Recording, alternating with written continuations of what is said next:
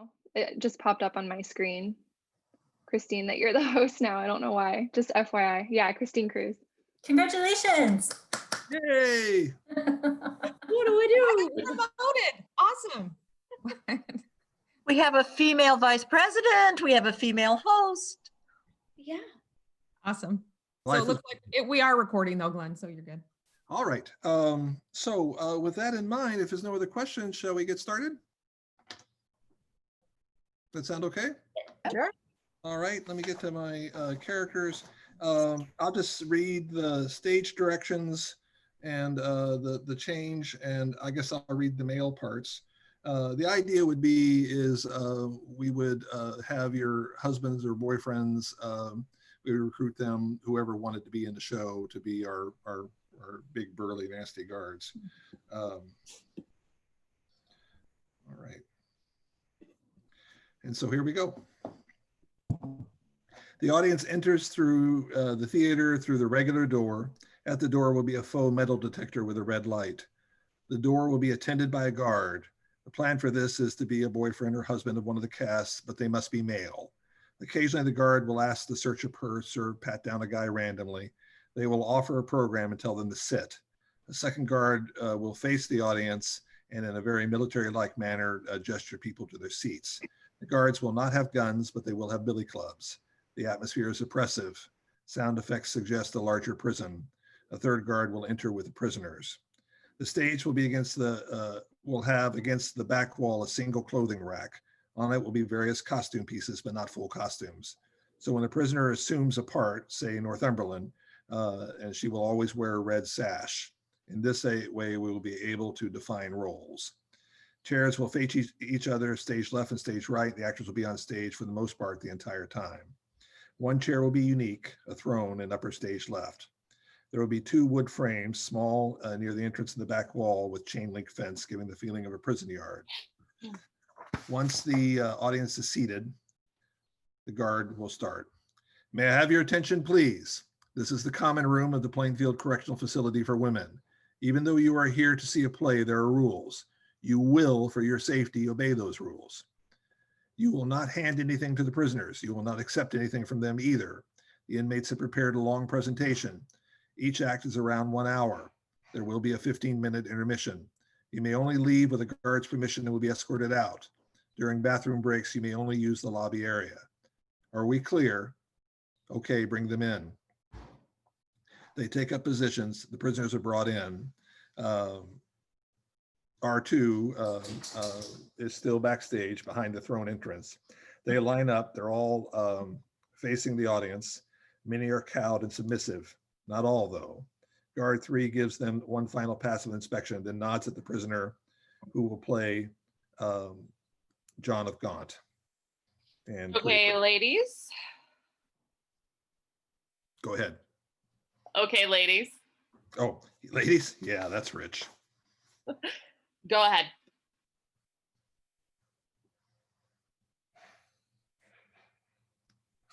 Welcome to our presentation of Richard II by William Shakespeare. This program is to help teach us about life and art and world beyond these walls. There are a few things you should know. Most women in prison are not here because of violence. They're almost all victims of a long history of abuse and sexual violence. That continues in here. Which makes it harder to come back to society. Mental health is neglected. Most prison systems were designed for men. The United States has more of its population in prisons than any other country in the world. Not that we're trying to make excuses. I was a victim of abuse, but I fought back. He's dead now. I'm here. I have to do the time. So we work on things to try to make our lives better. These plays and you being here help. So let's get started. This is a story of a king, a vain king who misused his anointed power. But you see, God made him king. At least he thought so. And what God has chosen should not be disposed of lightly. They all form a semicircle around the priest. He puts on his priest prop and the rest of the cast assumes their costume pieces but remains standing. The priest goes to the audience. Is there a young person who would like to be in the play? He gestures to a pre-planted young lady. In this case, that would be you, Ellie. And there's a general encouragement. It's okay. We will not hurt you. And then he'll come up. Then the young one comes up. Sirs, I here present unto you Richard of Bordeaux to commit his homage and service for all of you who are come this day. Are you willing to do the same? You We say are. we are. Yes. We are. Yeah. Sire, will you in all your judgments, so far as in you lies, preserve unto God and the Holy Church entire peace and concord? I will preserve them. Sire, will you, so far as in you lies, cause justice to be rendered rightly, impartially, and wisely, in compassion and in truth? I will do so. Sire, will you grant to be held and observe the just laws and customs that the people of your realm shall determine? I grant and promise them. The priest anoints young Richard. He turns around to face the audience. A crude makeshift crown is placed over his head. God crown you with a crown of glory and righteousness. Not all the water in the rough, rude sea can wash the balm off from an anointed king. The breath of the worldly men cannot depose the deputy elected by the Lord. Amen. Amen. Amen. The boy is led to the throne. The other prisoners go to the clothes rack and pull off costume pieces. We'll have a musical underscore. God save King Richard, and that name the second. Long Long live King Richard. King Richard. King live King live forever. They gather around the throne, blocking the view of the audience. The chair is turned 180 degrees. Young Richard exits behind the curtain. Adult Richard sits down in the same position.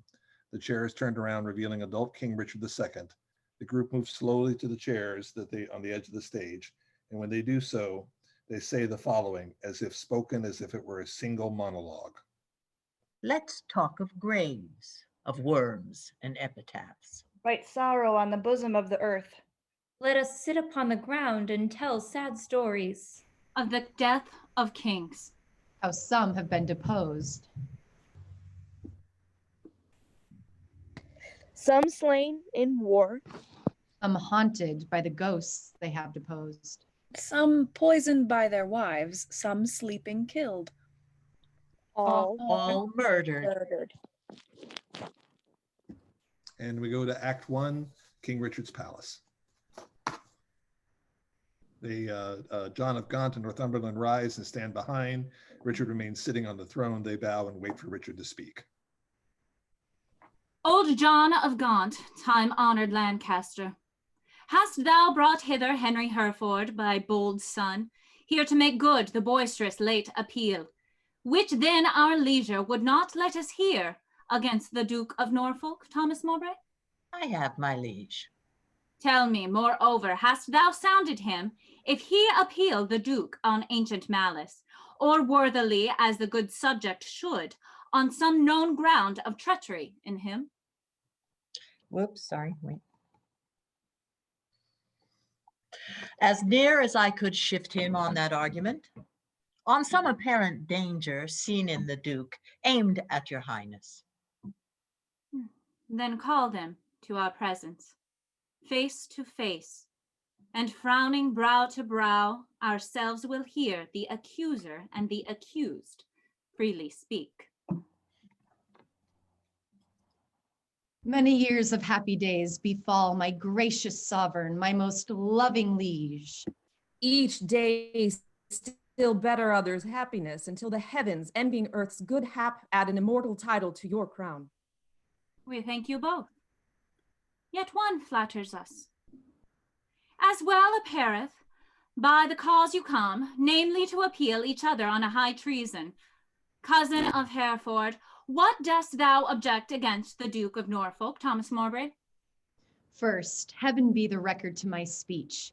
In the devotion of a subject's love, and free from other misbegotten hate, come I, appellant to this princely presence. Now, Thomas Mowbray, do I turn to thee, and mark my greeting well, For what I speak, my body shall make good upon this earth, or my divine soul answer it in heaven. Thou art a traitor and a miscreant, too good to be so and too bad to live. Since the more fair and crystal is the sky, the uglier seems the clouds that in it fly. First, the fair reverence of your highness curbs me from giving reins and spurs to my free speech, which else would post until it had returned these terms of treason doubled down his throat. Setting aside his high blood's royalty, and let him be no kinsman to my liege, I do defy him, and I spit at him, call him a slanderous coward and a villain. What doth our cousins lay to Mowbray's charge? Look, what I speak, my life shall prove it true, that Mowbray hath received 8,000 nobles in name of lendings for your highness's soldiers, the which he hath detained for lewd employments, like a false traitor and injurious villain. Besides, I say and will in battle prove that all the treasons for these 18 years, complotted and contrived in his land, fetched from false Mowbray their first head in spring. And by the glorious worth of my descent, this arm shall do it, or this life be spent. How high a pitch his resolution soars. Mowbray, impartial are our eyes and ears. He is our subject, Mowbray, so art thou. Free speech and fearless, I to thee allow. Then Bolingbroke, as low as to thy heart through the false passage of thy throat, thou liest. Wrath-kindled gentlemen, be ruled by me. Let's purge this choler and letting blood. This we prescribe, though no physician deep malice makes too deep incision. Forget, forgive, conclude and be agreed. Our doctors say this is no month to bleed. Good uncle, let this end where it begun. We'll calm the Duke of Norfolk, you, your son. To be a makepeace shall become my age. Throw down, my son, the Duke of Norfolk's gage. And Norfolk, throw down his. When, Harry, when? Obedience bids I should not bid again. Norfolk, give me his gage. Lions make leopards tame. Yea, but not change his spots. My dear, dear lord, the purest treasure mortal times afford is spotless reputation. Mine honor is my life, both grow in one. Take honor from me, and my life is done. Cousin, throw up your gage. Do you begin? Oh God, defend my soul from such deep sin. We were not born to sue, but to command. Which sense we cannot do to make you friends. Be ready, as your lives shall answer it. At Coventry upon St. Lambert's Day, there shall your swords and lances arbitrate the swelling differences of your settled hate. He waves them off. Mowbray and Bolingbroke glare at each other, cross the room and sit. Northumberland and Gaunt sit. Scene 3, the lists where they fight at Coventry. Richard rises and gathers his entourage, Scroop and Bagat, and Green, and moves to upper stage center. Gaunt rises and stands to one side. The trumpet sounds. Bolingbroke rises and is assisted for the coming fight. Mowbray arises on the opposite side and is assisted in a similar fashion. Marshal, demand of yonder champions, both who they are and why they come hither, thus plated in habiliments of war. In God's name and the king, say who thou art, and why thou comest thus knightly clad in arms. My name is Thomas Mowbray, Duke of Norfolk, who hither come engaged by my oath, both to defend my loyalty and truth to God, my king, and my succeeding issue against the Duke of Hereford, to prove him in defending of myself, a traitor to my God, my king, and me. Harry of Hereford, Lancaster and Derby am I, who ready here do stand in arms to prove by God's grace and my body's valor in lists on Thomas Mowbray, Duke of Norfolk, that he is a traitor, foul and dangerous to God of heaven, King Richard, and to me. On pain of death, no person be so bold or daring hardy as to touch the lists, except the marshal and such officers appointed to direct these fair designs. Lord Marshal, let me kiss my sovereign's hand and bow my knee before his majesty. For Mowbray and myself are like two men that vow a long and weary pilgrimage. The appellant is in all duty greets your highness, and craves to kiss your hand and take his leave. We will descend and fold him in our arms. Cousin of Hereford, as thy cause is right, so be thy fortune in this royal fight. Farewell, my blood, which if today thou shed, lament we may, but not revenge thee dead.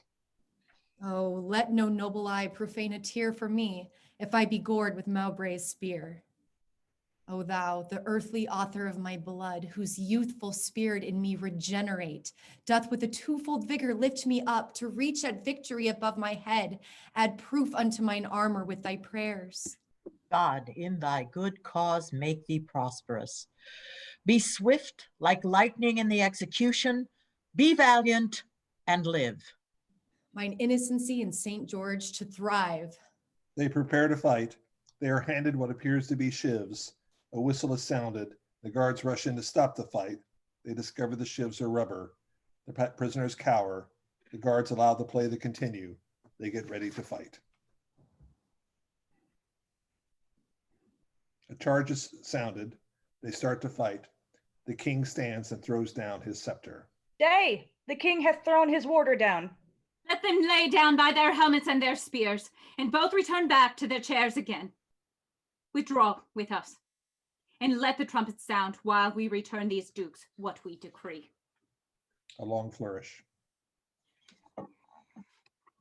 Draw near.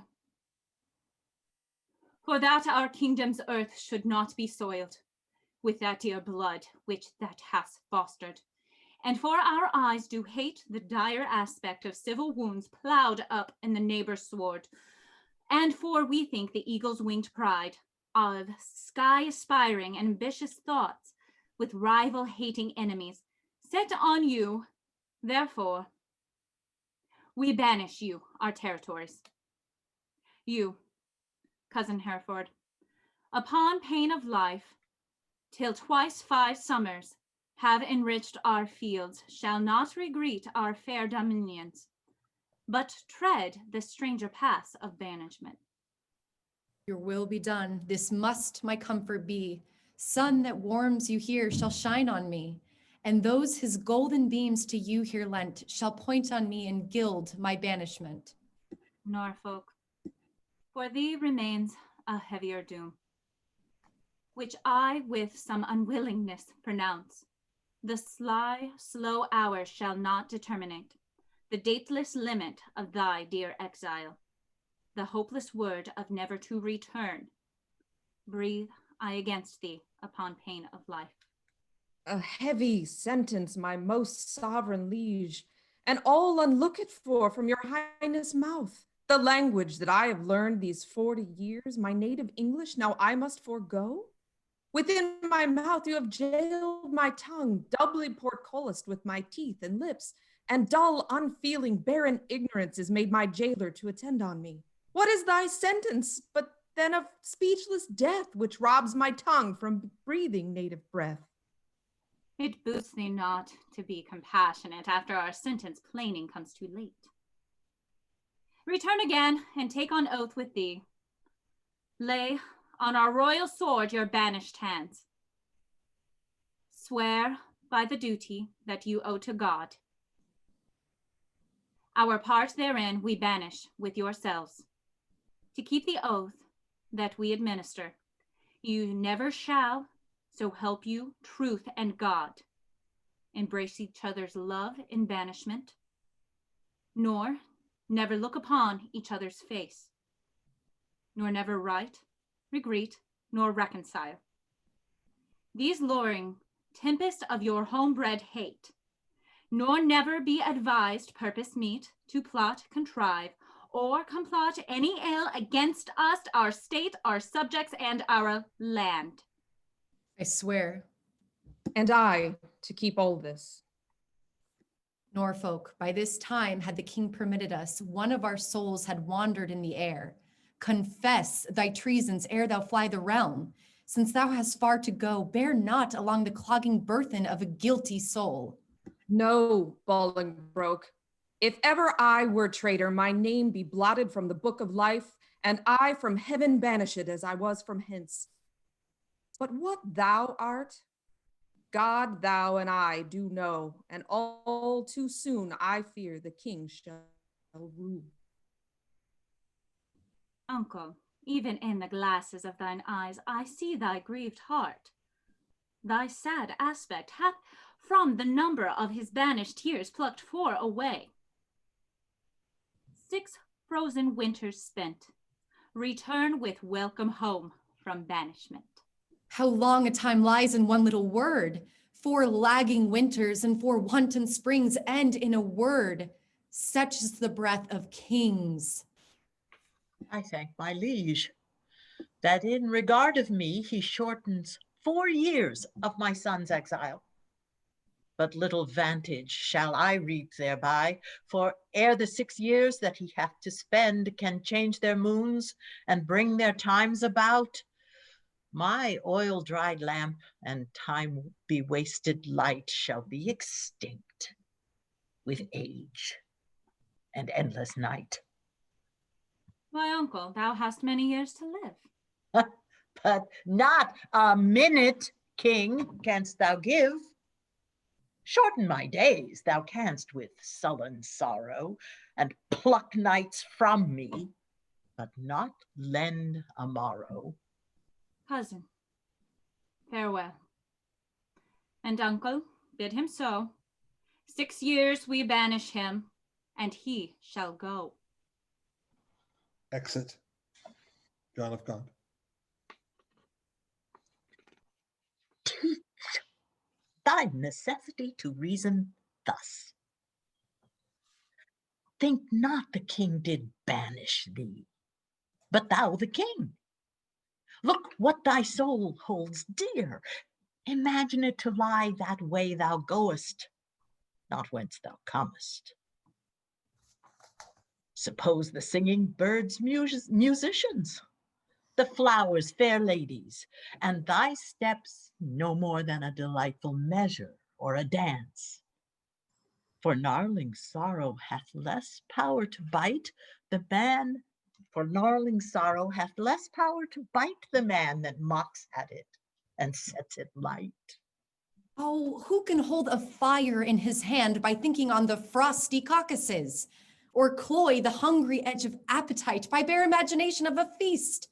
Or wallow naked in December snow by thinking on fantastic summer's heat? Oh, no! The apprehension of the good gives but the greater feeling to the worse. Come, my son, be thou on thy way. Had I thy youth and cause, I would not stay.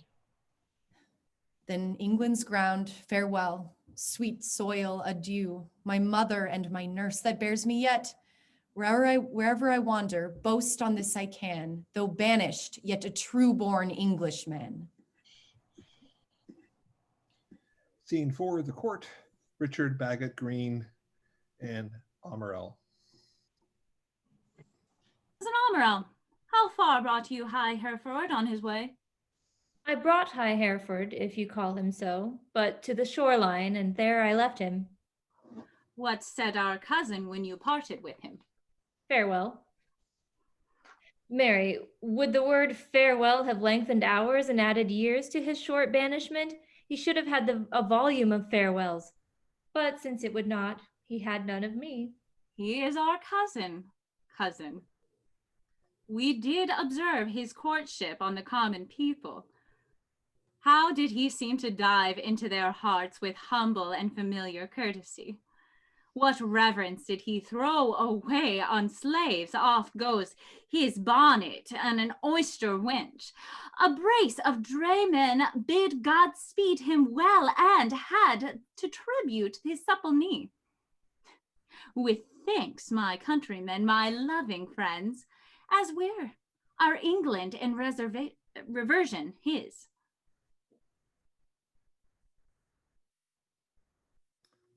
Somebody want to read green? I'm not sure who green is. I can read green. Well, he is gone, and with him go these thoughts.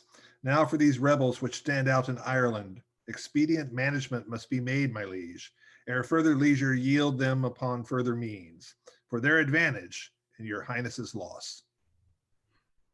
We will ourself in person, excuse me, we will ourself in person to this war. And for our coffers are grown somewhat light, we are enforced to farm our royal realm, the revenue whereof shall furnish us for our affairs in hand. If that come short, our substitutes at home shall have blank charters, whereto, when they shall know what men are rich, they shall subscribe them for large sums of gold, and send them after to supply our wants, for we will make for Ireland presently. Scoop, what news? Old John of Gaunt is grievous sick, my lord, suddenly taken, and hath spent most haste to entreat your majesty to visit him. Where lies he? At Lancaster. Now put it, God in physician's mind, to help him to his grave immediately. The lining of his coffers shall make coats to deck our soldiers for these Irish wars. Come, gentlemen, let's all go visit him. Pray God that we make haste and come too late. Lancaster House. Will the king come, that I may breathe my last in wholesome counsel to his unstayed youth? Vex not yourself, nor strive not with your breath, for all in vain comes counsel to his ear. Oh, but they say the tongues of dying men enforce attention like deep harmony. Where words are scarce, they are seldom spent in vain, for they breathe truth that breathe their words in pain. Though Richard my life's counsel would not hear, yet my death's sad tale may yet undeaf his ear. No, it is stopped with other flattering sounds. His rash, fierce blaze of riot cannot last, for violent fires soon burn out themselves. This royal throne of kings, this sceptered isle, this earth of majesty, this seat of Mars, this other Eden, demi-paradise, this fortress built by nature for herself against infection and the hand of war. This happy breed of men, this little world, this precious stone set in the silver sea, which serves it in the office of a wall, or as a moat defensive to a house, against the envy of less happier lands. This blessed plot, this earth, this realm, this England, this land of such dear souls, this dear, dear land is now leased out. I die pronouncing it like to a tenement or pelting farm. England bound in with the triumphant sea. Enter Richard. How fares our noble uncle Lancaster? How is it with aged Gaunt? Oh, how that name befits my composition. Old Gaunt indeed, and gaunt in being old. For sleeping England long time have I watching breeds leanness. Leanness is all gaunt. The pleasure that some fathers feed upon is my strict fast.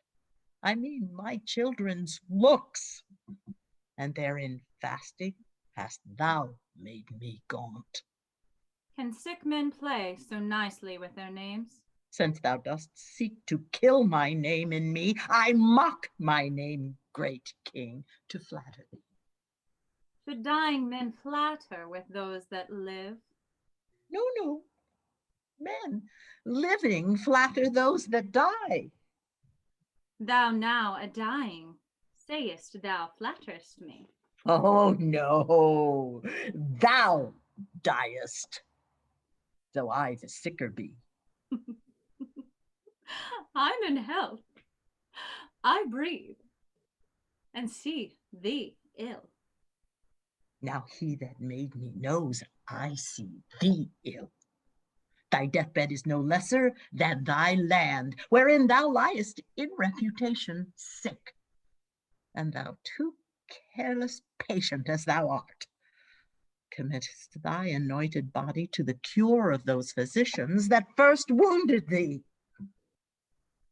1,000 flatterers sit within thy crown, whose compass is no bigger than thy head. Landlord of England art thou now, not king. A lunatic, lean-witted fool! Darest with thy frozen admonition make pale our cheek, chasing the royal blood with fury from his native residence. Now, by my seats, right royal majesty, wert thou not my father's father's son? This tongue that runs so roundly in thy head should run thy head from thy unreverent shoulders. Live in thy shame, but die not shame with thee. I do beseech your majesty, impute his words to wayward sickliness and age in him. He loves you on my life and holds you dear as Harry Duke of Hereford were he here. Right, you say true, as her Hereford's love so his, as theirs so mine, and all be as it is. My liege, old Gaunt commends him to your majesty. What says he? Nay, nothing. All is said. His tongue is now a stringless instrument. Words, life and all Lancaster hath spent. Be York the next that must be bankrupt so, though death be poor, it ends a mortal woe. The ripest fruit first falls, and so doth he. His time is spent, our pilgrimage must be. So much for that. Now for our Irish wars. We must supplant those rough rug-headed kerns, which live like venom where no venom else, but only they have privilege to live. And for these great affairs do ask some charge. Towards our assistance do we seize to us the plate, coin, revenues, and movables, whereof our Uncle Gaunt did stand possessed. How long shall I be patient? Oh, how long shall tender duty make me suffer wrong? I am the last of noble Edward's sons, of whom thy father, Prince of Wales, was first. In war was never lion raged more fierce, in peace was never gentle lamb more mild, than was that young and princely gentleman. His face thou hast, for even so looked he. Oh, Richard, York is too far gone with grief, or else he never would compare between. Why, uncle, what's the matter? Oh, my liege, pardon me, if you please. Seek you to seize and gripe into your hands the royalties and rights of banished Hereford? Is not Gaunt dead, and doth not Hereford live? Was not Gaunt just, and is not Harry true? Did not the one deserve to have an heir? Is not his heir a well-deserving son? Take Hereford's rights away, and take from time his charters and his customary rights. Let not tomorrow then ensue today. Be not thyself, for how art thou a king but by fair sequence and succession? Now, afore God, if you do wrongfully seize Hereford's rights, you pluck 1,000 dangers on your head. You lose 1,000 well-disposed hearts and prick my tender patience, to those thoughts which honor and allegiance cannot think. Think what you will. We seize into our hands his plate, his goods, his money, and his lands. I'll not be by the while. My liege, farewell. What will ensue hereof, there's none can tell. Tomorrow next, we will for Ireland, and 'tis time. And we create, in absence of ourselves, our Uncle York, land Lord Governor of England. For he is just and always loved us well. Tomorrow must we part. Be merry, for our time of stay is short.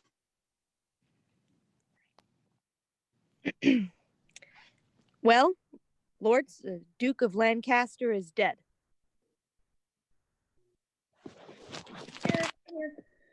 And living too, for now his son is Duke. Barely. In title, not in revenue. Richly in both, if justice had it right. My heart is great, but it must break with silence ere it be disburdened with a liberal tongue. Nay, speak thy mind, and let him ne'er speak more that speaks thy word against them to do thee harm. Tends that thou wouldst speak to the Duke of Hereford? If it be so, out with it boldly, man. Quick is mine ear to hear good towards him. No good at all that I can do for him, unless he call it good to pity him, bereft and gelded of his patrimony. Now, afore God, 'tis shame such wrongs are born in him, a royal prince and many more of noble blood in this declining land. The king is not himself, but basely led by flatterers, and what they will inform merely in hate against any of us all, that will the king severely prosecute against us our lives, our children, and our heirs. The commons hath he pilled with grievous taxes, and quite lost their hearts. The nobles hath he fined for ancient quarrels, and quite lost their hearts. The king's grown bankrupt, like a broken man. Reproach and disillusion hangeth over him. He hath not money for these Irish wars, but by the robbing of the banished duke. His noble kinsman, most degenerate king. But lords, we hear this fearful tempest sing, yet seek no shelter to avoid the storm. We see the wind sit sore upon our sails, and yet we strike not, but securely perish. We see the very wreck that we must suffer, and unavoided is the danger now. Not so. Even though the hollow eyes of death I spy life peering. But dare not say how fear the tidings of our discomfort is. Nay, let us share thy thoughts, as thou dost ours. Be confident to speak, Northumberland. We three are but thyself, and speaking so, thy words are but as thoughts, therefore be bold. Then, thus. I have from Port LeBlanc, a bay in Brittany, received intelligence that Harry, Duke of Hereford, is making hither with all due expedience, and shortly mean to touch our northern shore.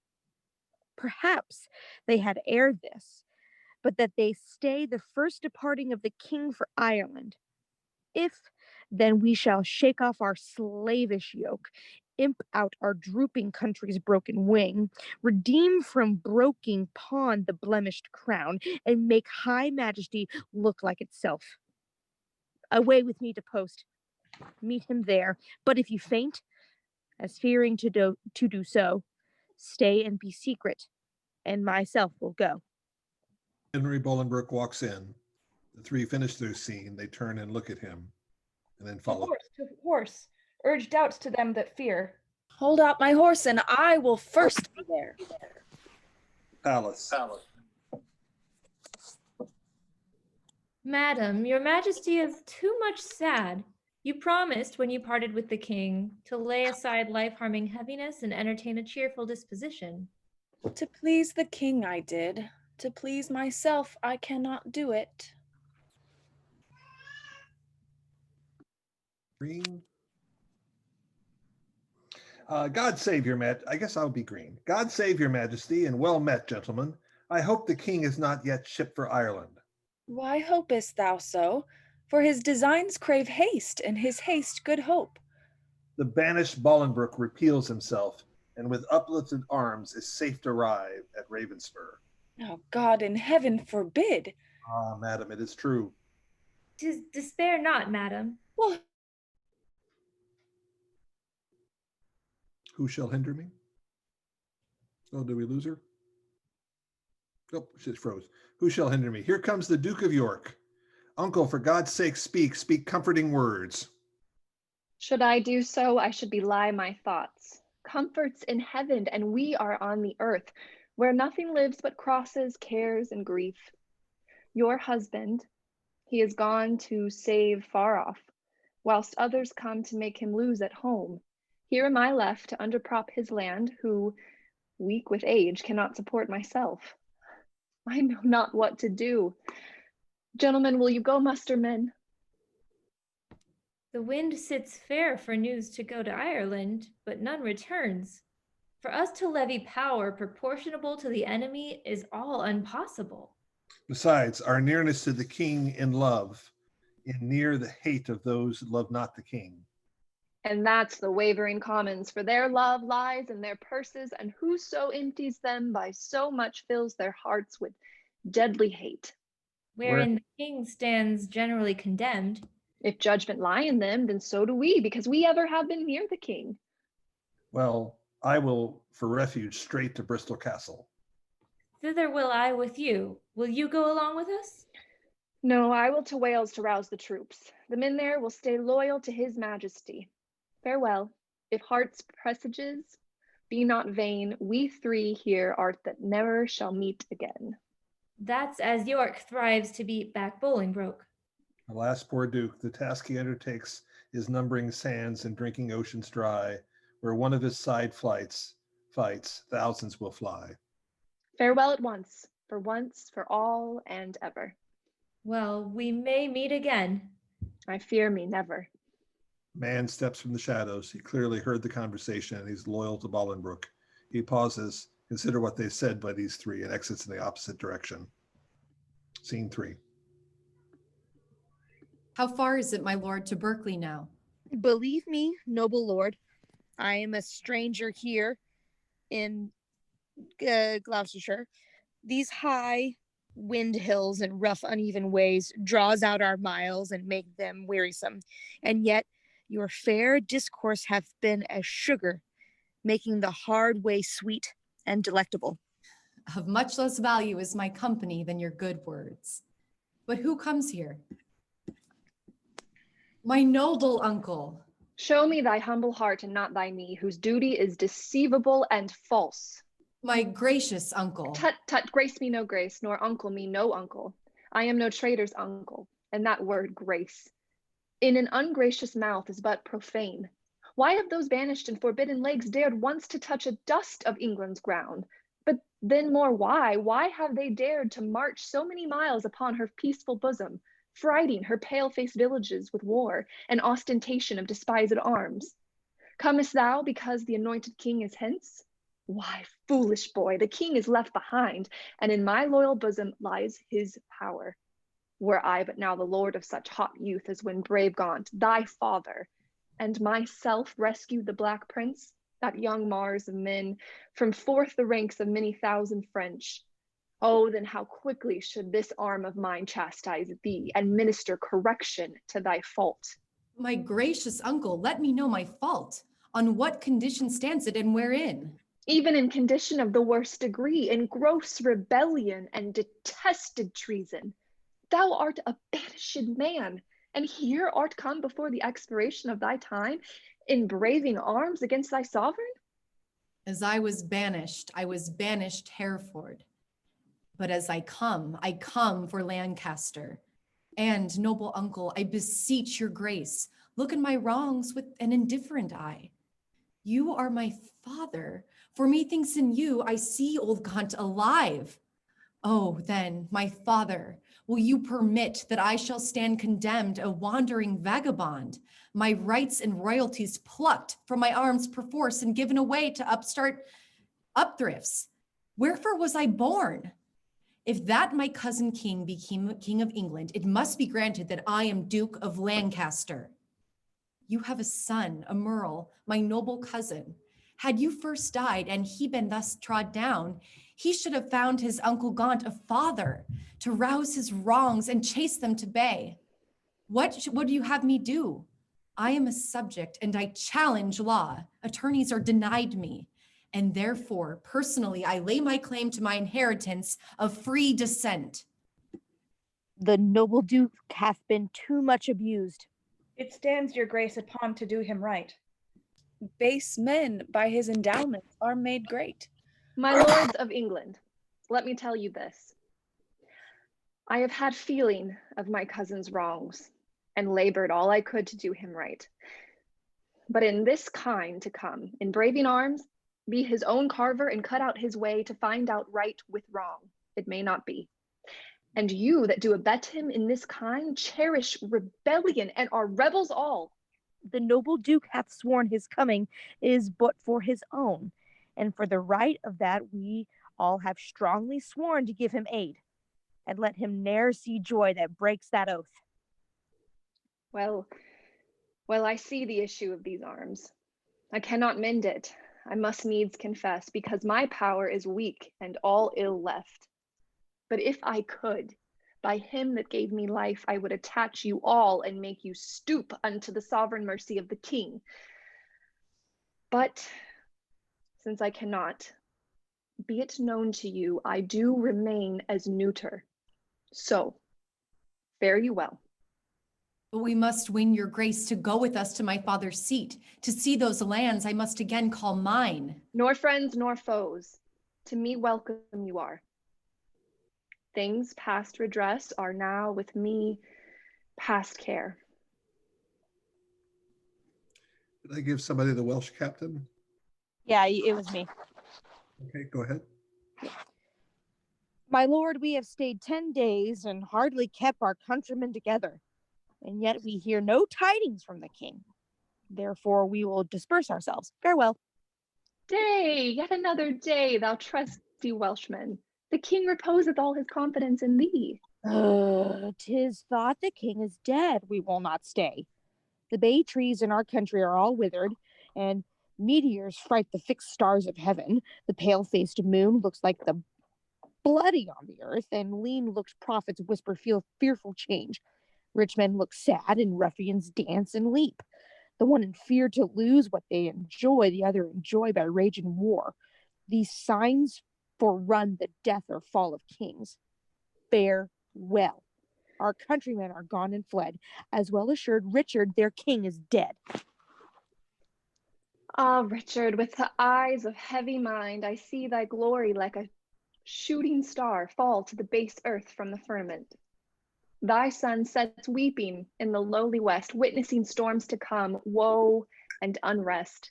Thy friends are fled to wait upon thy foes, and crossly to thy good all fortune goes. Act 3, Bristol before the castle. Bushy and green, I will not vex your souls, since presently your souls must part to your bodies. With too much urging your pernicious lives, for 'twere no charity, yet to wash your blood from off my hands, here in the view of men, I will unfold some causes of your deaths. You have misled a prince, a royal king, a happy gentleman in blood and lineaments, why you unhappied and disfigured clean. You have in manner with your sinful hours made a divorce betwixt his queen and him, broke the possession of a royal bed, and stained the beauty of a fair queen's cheeks with tears drawn from her eyes by your foul wrongs. Myself, a prince by fortune of my birth, near to the king in blood and near in love, till you did make me misinterpret him, make him misinterpret me, have stooped my neck under your injuries, and sighed my English breath in foreign clouds, eating the bitter bread of banishment. Whilst you have fed upon my signories, disparked my parks, and felled my forest woods, from my own windows torn my household coat, raised out my impress, leaving me no sign, save men's opinions and my living blood, to show the world I am a gentleman. This and much more than twice all this, condemns you to the death. See them delivered over to execution and the hand of death. More welcome is the stroke of death to me than Bolingbroke to England. Lords, farewell. My comfort is that heaven will take our souls and plague injustice with the pains of hell. Scene 2, the coast of Wales, the castle in view. Yea, my lord, how brooks your grace the air after your late tossing on the breaking seas? Needs must I like it well, I weep for joy, to stand upon my kingdom once again. Dear earth, I do salute thee with my hand. Though rebels wound thee with their horses' hooves, as a long-parted mother with her child, plays fondly with her tears and smiles in meeting, so weeping, smiling, greet I thee, my earth, and do thee favors with my royal hands. Heed not thy sovereign's foe, my gentle earth, nor with thy sweet comfort his ravenous sense, but let thy spiders that suck up thy venom and heavy-gated toads lie in their way, doing annoyance to the treacherous feet which with usurping steps do trample thee. Yield stinging nettles to mine enemies, and when they from thy bosom pluck a flower, guard it, I pray thee, with a lurking adder. Mock not my senseless conjuration, lords. This earth shall have a feeling, and these stones prove armed soldiers ere her native king shall falter under foul rebellion's arms. Who's the Bishop of Carlisle? Okay, I'll read that. I think it's Carrie, isn't it? Oi! That's Oi. my fault. No problem. I'm sorry, I was distracted. Guys, it's fine. Everything's fine. Not fine. Fine. It's fine, right, Michelle? Fine. Sweetie, we're on page 41. Thank you. 43. We're on page 43. Fear not, my lord. Is that where we are? Yep. Yep. Fear not, my lord. That power that made you king hath power to keep you king in spite of all. He means, my lord, that we are too remiss. Whilst Bolingbroke, through our security, grows strong and in great in substance and in power. Discomfortable cousin, knowest thou not that when the searching eye of heaven is hid behind the globe that lights the lower world, then thieves and robbers range abroad unseen. But when from under this terrestrial ball he fires the proud types of the eastern pines and darts his light through every guilty hole, then murderers, treasons, and detested sins, they stand bare and naked, trembling at themselves. So when this thief, this traitor, Bolingbroke, who all this while hath reveled in the night, whilst we were wandering with the Antipodes, shall see us rising in our throne, the east, his treasons will sit blushing in his face. Not all the water in the rough rude sea can wash the balm off from the anointed king. For every man that Bolingbroke hath pressed to lift shrewd steels against our golden crown, God, for his Richard, hath in heavenly pay a glorious angel. Then, if angels fight, weak men must fall, for heaven still guards the right. Welcome, my lord. How far off lies our power? Nor near, nor farther off, my gracious lord, than this weak arm. Discomfort guides my tongue and bids me speak of nothing but despair. One day too late, I fear me, noble lord, hath clouded all thy happy days on earth. Oh, call back yesterday, bid time return, and thou shalt have 12,000 fighting men. Today, unhappy day, too late, o'erthrows thy joys, friends, fortune, and thy state. For all the Welshmen, hearing thou wert dead, are gone to Bolingbroke, dispersed and fled. Comfort, my liege. Why looks your grace so pale?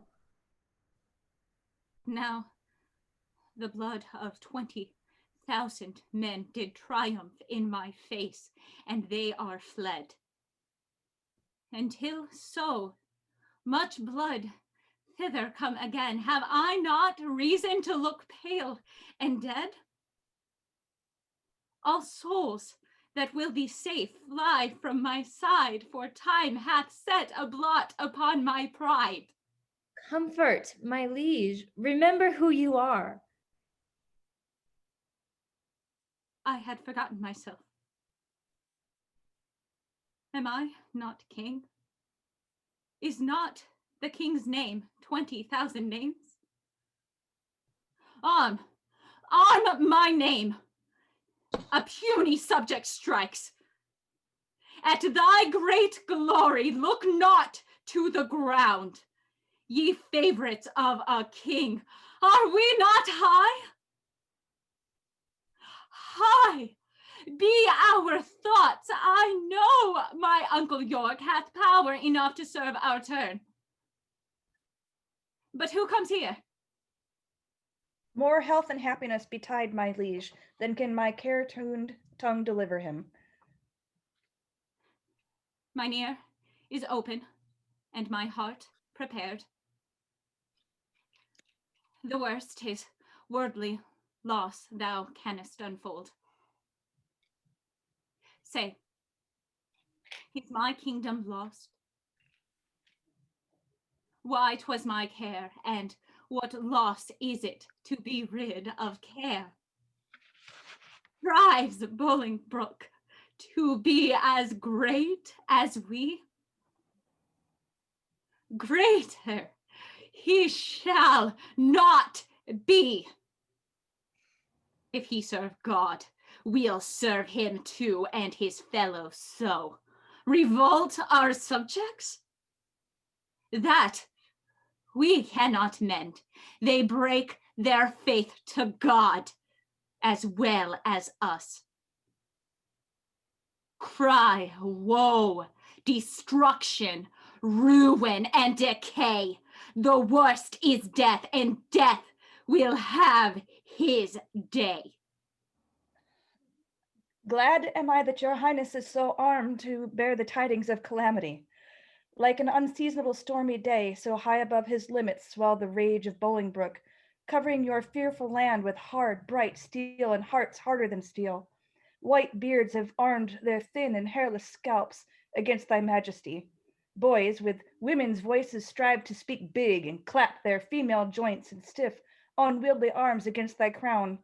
Both young and old rebel, and all goes worse than I have power to tell. What has become of Bushy? Where is Green? If we prevail, their head shall pay for it. I warrant they may have made peace with Bolingbroke. Peace have they made with him indeed, my lord. Oh, villains, vipers, damned without redemption, dogs, easily won to fawn on any man. Snakes in my heart, blood warmed that sting my heart. Judases, each one thrice worse than Judas. Would they make peace?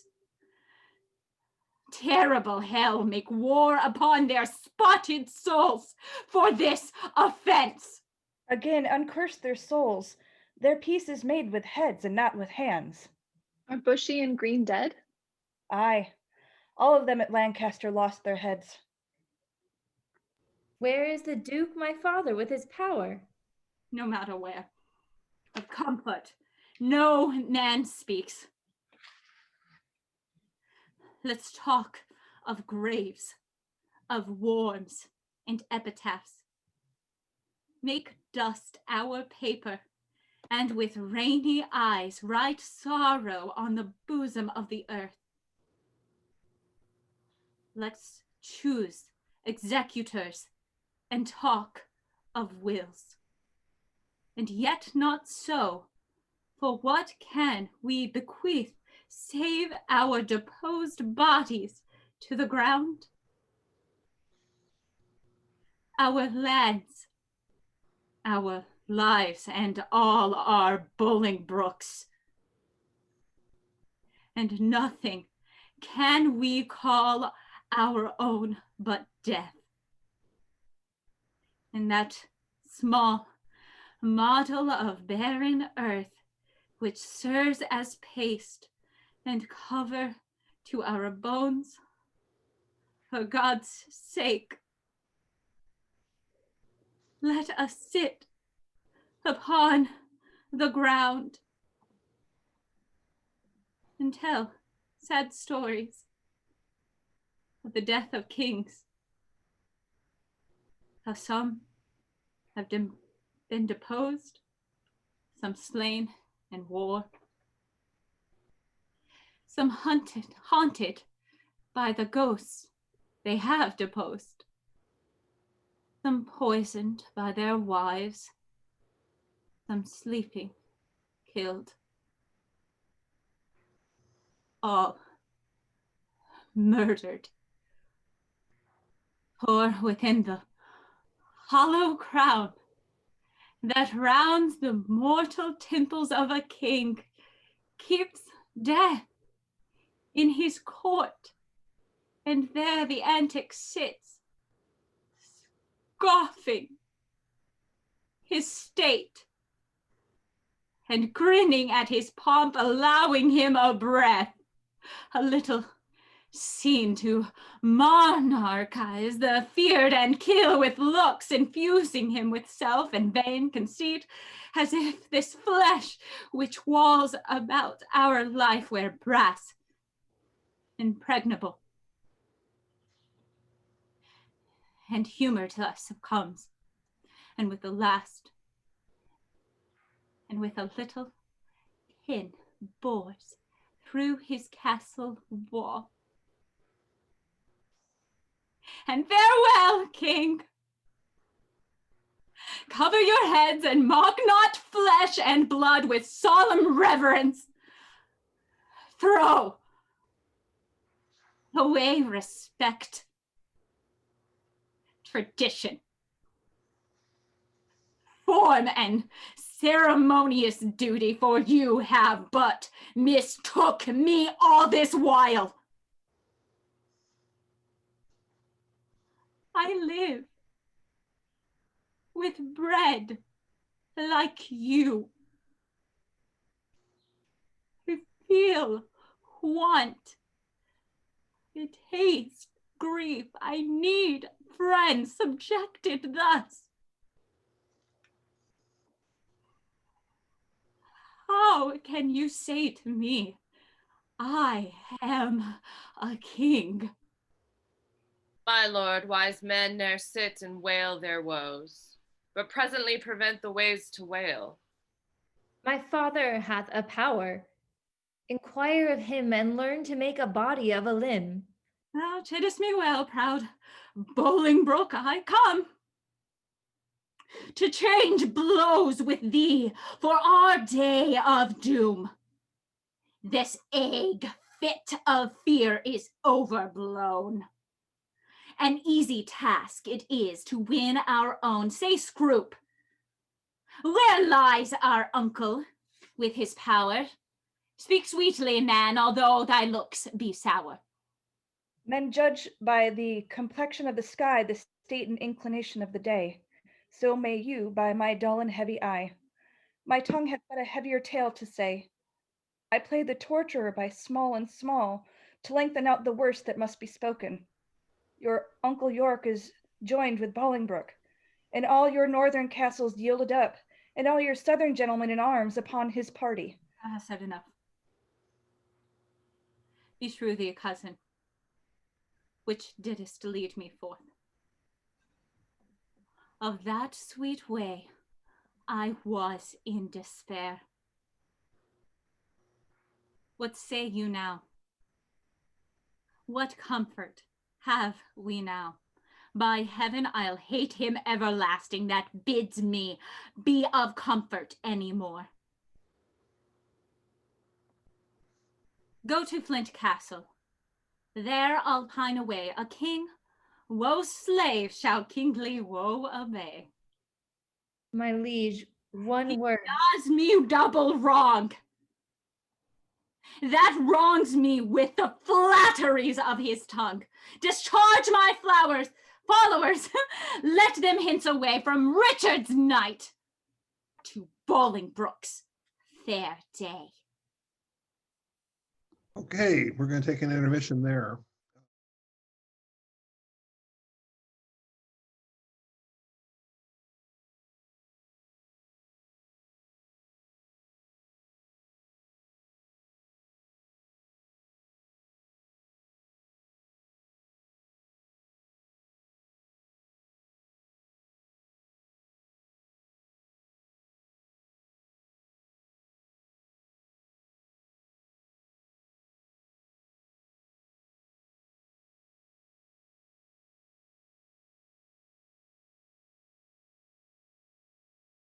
All right, guys, it's sounding great. And look at, oh my God, it's like Blair Witch Project with Kelsey. Look at this. I had to move closer to the fire because I was getting cold. Okay, well, there's Christina. Christine Cruz, there you are. And Nikki, are you there? Yep, there she is. All right, gang. Let's. I just. Oh my goodness. I'm so full of. As Nan will tell you, I get emotional at everything. I just loving all of you guys doing this. So let's give it the second half and let's kill a king. So here we go. Wales before Flint Castle, Henry Bolingbroke. What, will not this castle yield? The castle royally is manned, my lord, against thy entrance. Royally? Why, it contains no king. Yes, my good lord, it doth contain a king. King Richard lies within the limits of yon lime and stone, and with him are the Lord Admiral, Lord Bagot, Sir Stephen Scroop, besides a clergyman of royal reverence who I cannot learn. Oh, belike it is the Bishop Carlisle. Noble lords, go to the rude ribs of that ancient castle. Through brazen trumpet, send the breath of parley into his ruined ears, and thus deliver. Henry Bolingbroke on both his knees doth kiss King Richard's hand, and sends allegiance and true faith of heart to his most royal person. Hither come even at his feet to lay my arms in power, provided that my banishment repealed and lands restored again be freely granted. If not, I'll use the advantage of my power and lay the summer's dust with showers of blood rained from the wounds of slaughtered Englishmen. The which, how far off from the mind of Bolingbroke it is, such crimson tempests should bedrench the fresh green lap of fair King Richard's land, my stooping duty tenderly shall show. Go, signify as much. Methinks King Richard and myself shall meet with no less terror than the elements of fire and water, when their thundering shock at meeting tears the cloudy sheiks of heaven. Be he the fire, and I will be the yielding water. The rage be his, whilst on the earth I rain my waters. On the earth, not on him. March on and mark King Richard how he looks.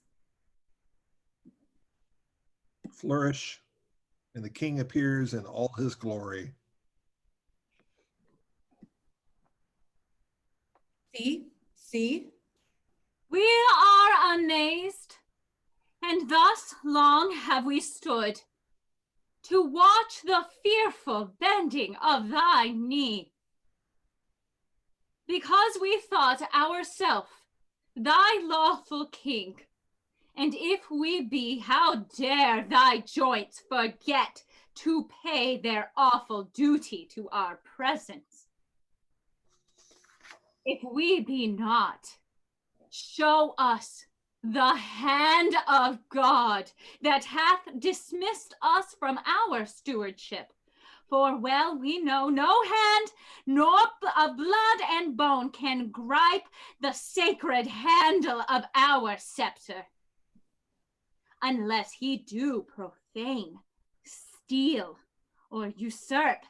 And though you think that all, as you have done, have torn their souls by turning them from us, and we are barren and bereft of friends, yet know, my master, God omnipotent, is mustering in his clouds on our behalf armies of pestilence, and they shall strike your children unborn and unbegot, that lift your vassals' hands against my head and threat the glory of my precious crown. Tell Bolingbroke, for yond methinks he stands, that every stride that he makes upon my land is dangerous treason. He is come to open the purple testament of bleeding war.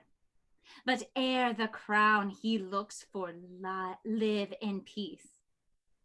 10,000 bloody crowns of mothers' sons shall ill become the flower of England's face, change the complexion of her maid's pale peace to scarlet indignation, and hue her pastures grass with faithful English blood.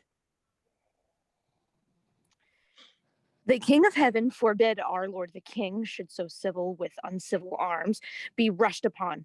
Thy thrice noble cousin Herring Bolingbroke doth humbly kiss thy hand, and by the honorable tomb he swears that stands upon your royal grandsire's bones, and by the buried hand of warlike Gaunt, and by the worth and honor of himself, his coming hither hath no further scope than for thy lineal royalties. Northumberland, say thus the king returns.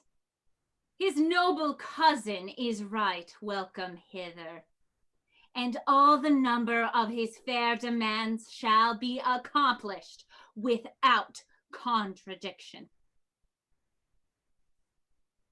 We so debase ourselves, cousin, do we not?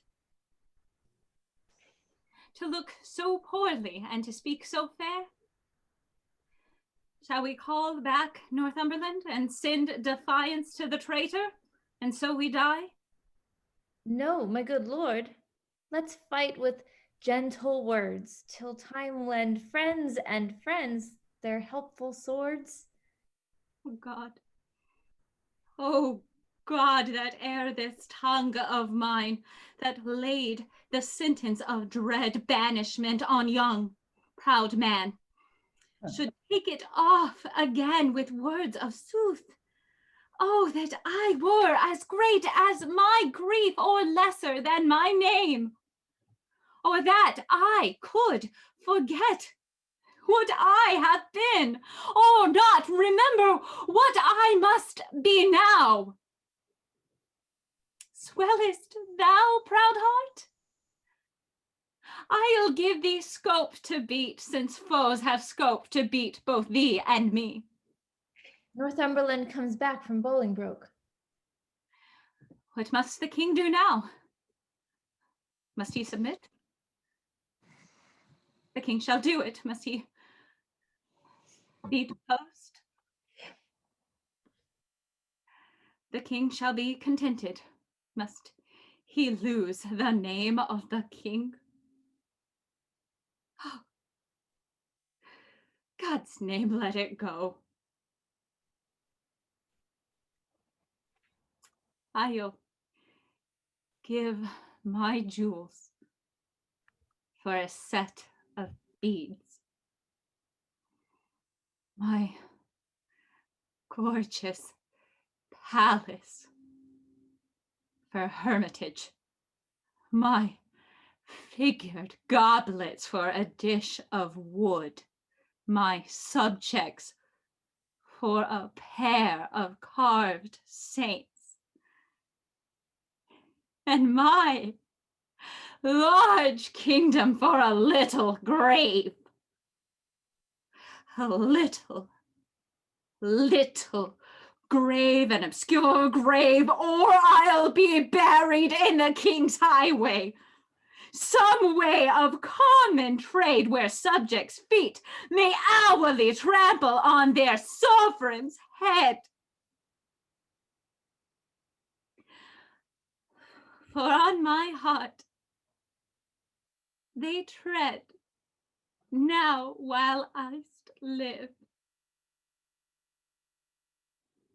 And buried once, why not, upon my head? Monroe, thou weepest, my tender-hearted cousin. We'll make foul weather with despised tears our sighs, and they shall lodge the summer corn and make dearth the revolting land. Oh, shall we play the wantons of our woes and make some pretty match with shedding tears? As thus to drop them still upon one place till they have fretted us a pair of graves within the earth, and therein laid there lies two kinsmen digged their graves with weeping eyes. Would not this ill do well? Well, I see I talk but idly, and you laugh at me. Most mighty prince, my lord Northumberland, what says King Bolingbroke?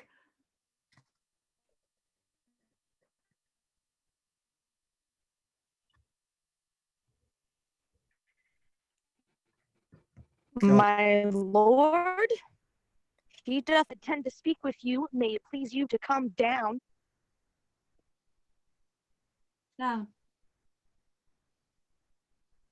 Down I come, like blistering Pythion, wanting to manage of unruly jades.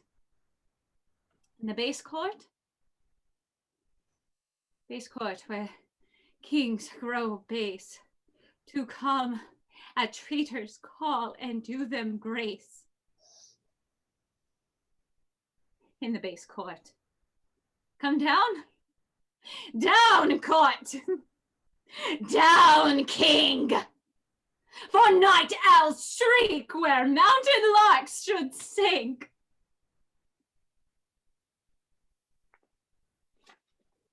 Stand all apart and show fair duty to his majesty. My gracious lord. And cousin, you debase your princely knee, to make the base earth proud with kissing it. Me rather had my heart might feel your love, than on my unpleased eye see your courtesy. Up, cousin, up, your heart is up, I know. Thus high, at least, although your knee be low. My gracious lord, I come but for mine own. Your own is yours, and I am yours, and all. So far be mine, my most redoubted lord, as my true service shall deserve your love. Well, you deserve, they well deserve to have. That know the strongest and the surest way to get. Uncle, give me your hands. Nay, dry your eyes.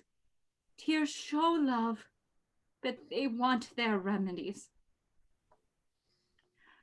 Cousin, I am too young to be your father, though you are old enough to be my heir. What you will have, I give, and willingly too, for do we must what force will have us do? Set on towards London, cousin, is it so? Yea, my good lord. Then I must not say no. And the Queen?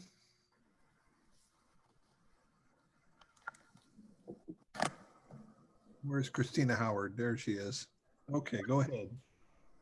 What sport shall we devise here in this garden to drive away the heavy thought of care? Madam will dance. My legs can keep no measure in delight, when my poor heart no measure keeps in grief. Therefore no dancing, girl, some other sport. Madam will tell tales. Of sorrow or of joy? Of either, madam? Of neither, girl. Madam, I'll sing. Well, 'tis well that thou hast cause, but thou shouldst please me better wouldst thou weep. I would weep, madam, would it do you good.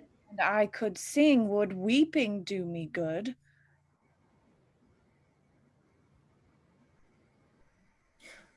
Go thou and, like an executioner, cut off the heads of two fast-growing sprays that look too lofty in our commonwealth. All must be even in our government. Oh, did I not assign a servant?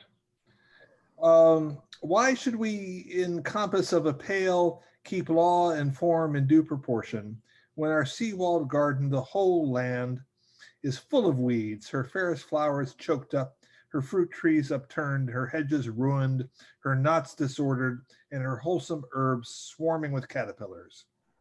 Hold thy peace.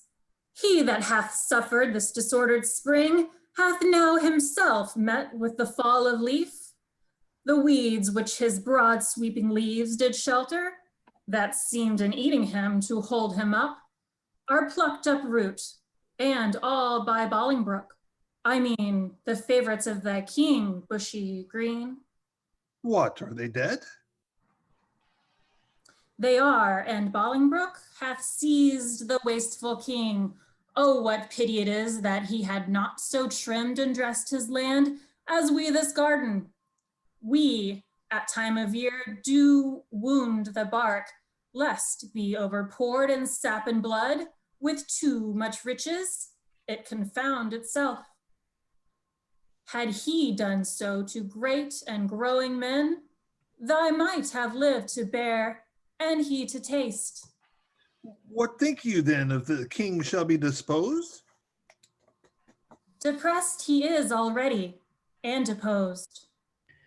How dares thy harsh, rude tongue sound this unpleasing news? What Eve, what serpent hath suggested thee to make a second fall of cursed man?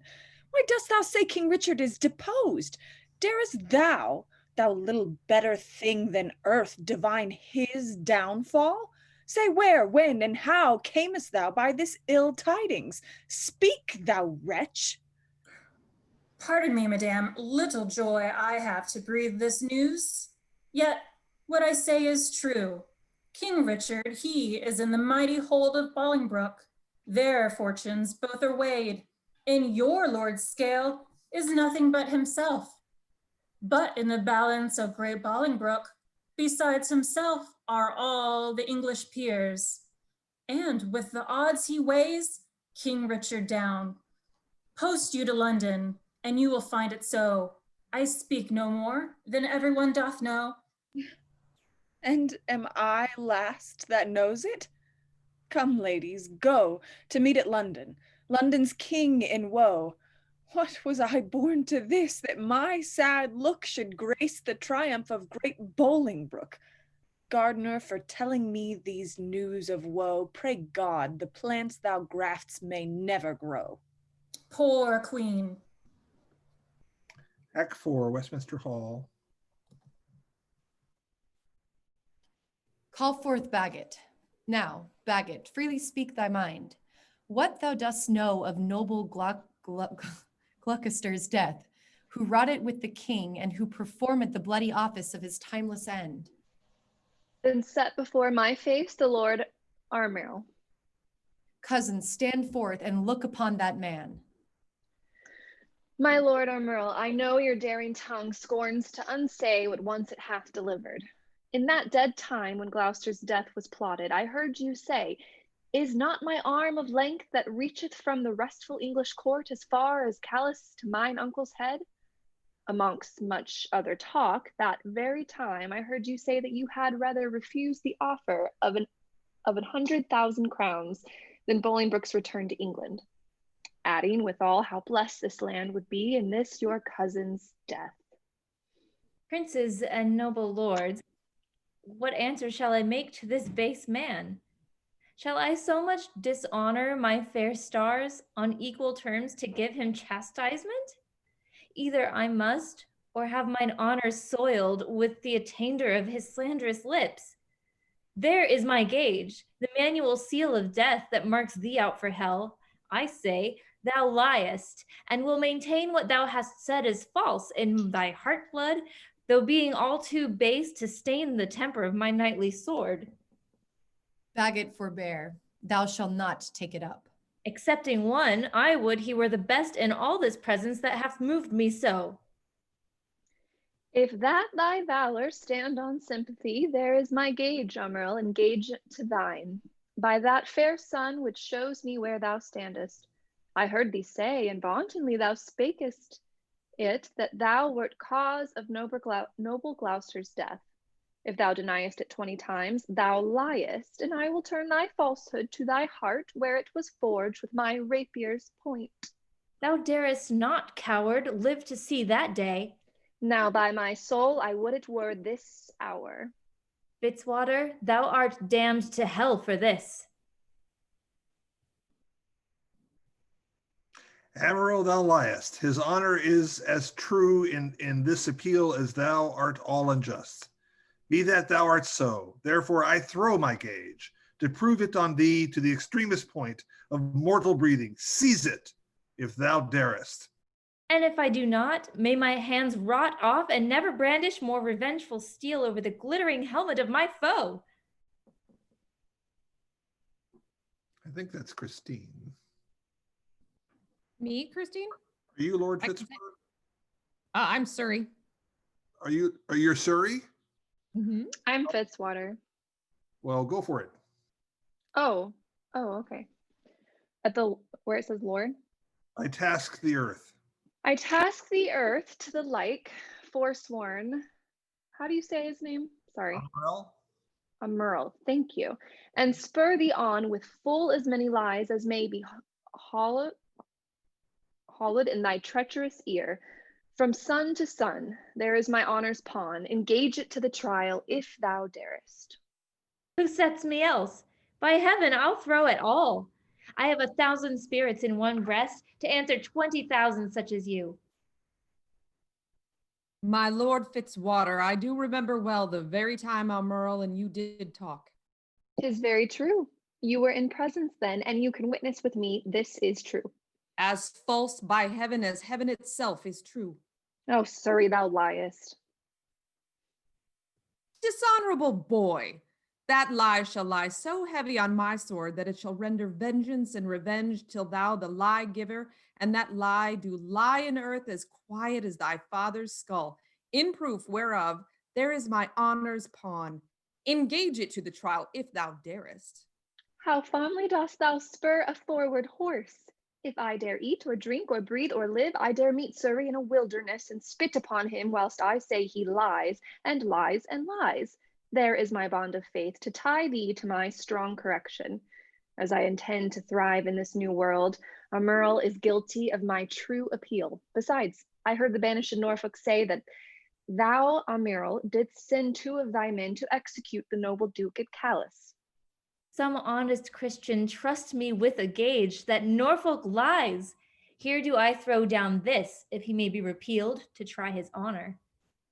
These differences shall all rest under gage till Norfolk be repealed. Repealed he shall be, and though mine enemy, restored again to all his lands and signories. When he is returned against Amurl, we will enforce his trial. That honorable day shall never be seen. Many a time hath banished Norfolk fought for Jesus Christ in glorious Christian field, streaming the ensign of the Christian cross against black pagans, Turks, and Saracens, and toiled with works of war, retired himself to Italy, and there at Venice gave his body to that pleasant country's earth, and his pure soul unto his captain Christ, under whose colors he had fought so long. Why, Bishop, is Norfolk dead? As surely as I live, my lord. Sweet peace conduct his sweet soul to the bosom of good old Abraham. Lords, appellants, your differences shall all rest under gauge till we assign you to your days of trial. Great Duke of Lancaster, I come to thee from plume-plucked Richard, who with willing soul adopts the heir, ascend his throne, descending now from him. And long live Henry, fourth of that name. In God's name, I'll ascend the regal throne. Mary, God forbid. Would God that any in this noble presence were enough noble to be upright judge of noble Richard? What subject can give sentence on his king? And who sits here that is not Richard's subject? And shall the figure of God's majesty, his captain, steward, deputy elect, anointed, crowned, planted many years, be judged by subject and inferior breath, and he himself not present? Forfend it, God, that in a Christian climate souls refined, should show so heinous, black, obscene a deed. I speak to subjects, and a subject speaks, stirred up by God, thus boldly for his king. My lord of Hereford here, whom you call king, is a foul traitor to proud Hereford's king. And if you crown him, let me prophesy, the blood of English shall manure the ground, and future ages groan for this foul act. And in this seat of peace, tumultuous wars shall kin with kin, and kind with kind confound. Disorder, horror, fear, and mutiny shall here inhabit in this land be called the field of Golgotha and dead men's skulls. Oh, if you raise this house against this house, it will the woefulest division prove that ever fell upon the cursed earth.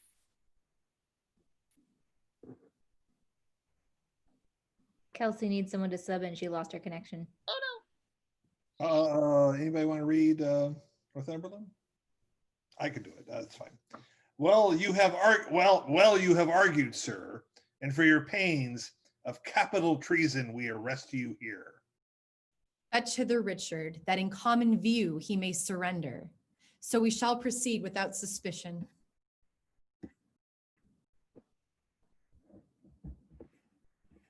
Alack, why am I sent for to a king before I have shook off the regal thoughts wherewith I reigned?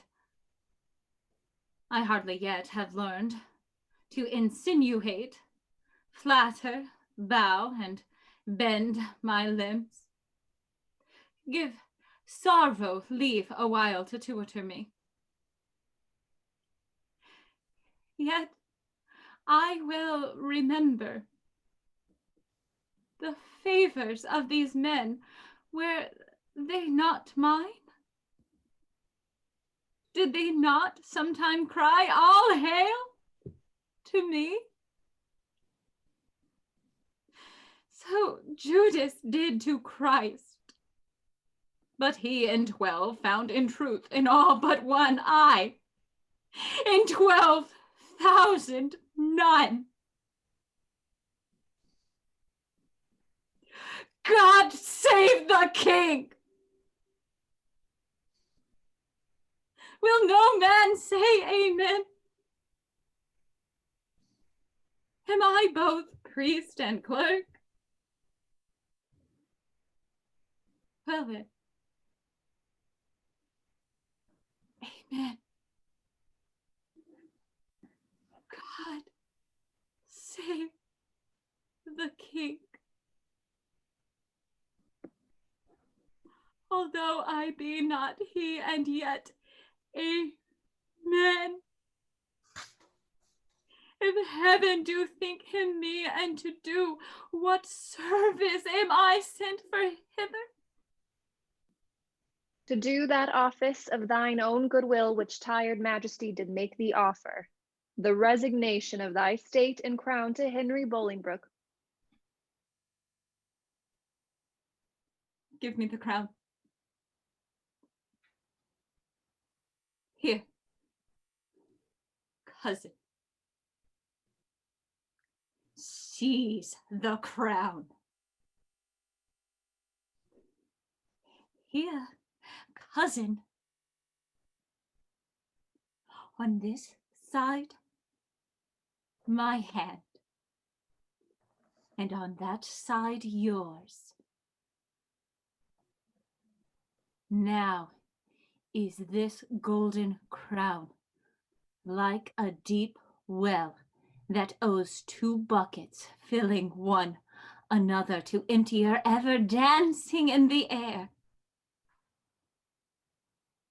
The other down, unseen, and full of water. That bucket down and full of tears am I, drinking in my griefs. Willest you mount up on high?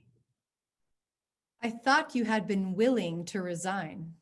My crown am I, but still my griefs are mine. Part of your cares you give me with your crown.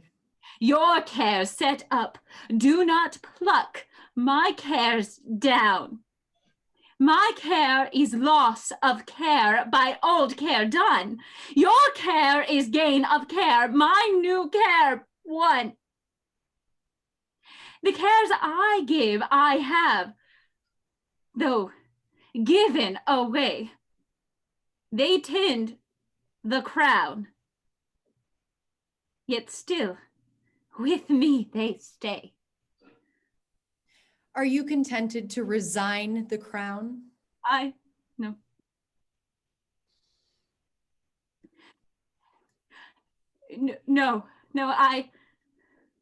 No, I for must nothing be. Therefore, no. No. For I resign to thee. Now mark me, how I will undo myself.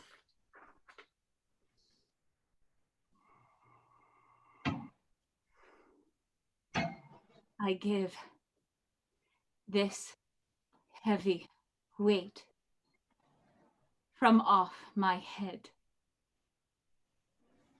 The pride of kingly sway from out my heart. With mine own tears, I wash away my balm. With mine own hands, I give away my crown. With mine own tongue, deny my sacred state. With mine own breath, release all duties, rights, all pomp and majesty I do forswear. Make me that nothing have, with nothing grieved. And thou withal pleased, and hast all achieved. Long mayest thou live in Richard's seat to sit, and soon lie Richard in an earthly pit.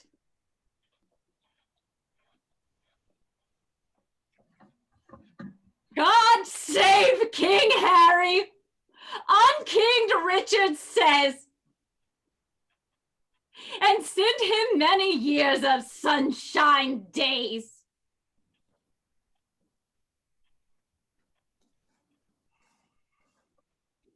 but more remains. No more, but that you read these accusations and these grievous crimes committed by your person and your followers against the state and profit of this land, that by confessing them, the souls of men may deem that you are worthily deposed. Must I do so? And must I ravel out my weaved up folly? Gentle Northumberland, if thy offences were upon record, would it not shame thee in so fair a troop to read a lecture of them? If thou wouldest, there shouldest thou find one heinous article containing the deposing of a king. Nay, all of you that stand and look upon while that my wretchedness doth bait myself, though some of you with Pilate wash your hands, showing on outward pity, yet you, Pilates, have here delivered me to my sour cross, and water cannot wash away your sin. My Lord Dispatch, read o'er these articles. My eyes are they're full of tears, and I cannot see. And yet salt water blinds them not so much, but they can see some sort of traitors here. Nay, if I turn my eyes upon myself, I find myself a traitor with the rest. For I have given here my soul's consent to undeck the pompous body of a king, made glory base, a sovereignty, a slave, proud majesty, a subject, state a peasant. My lord. No, Lord of thine,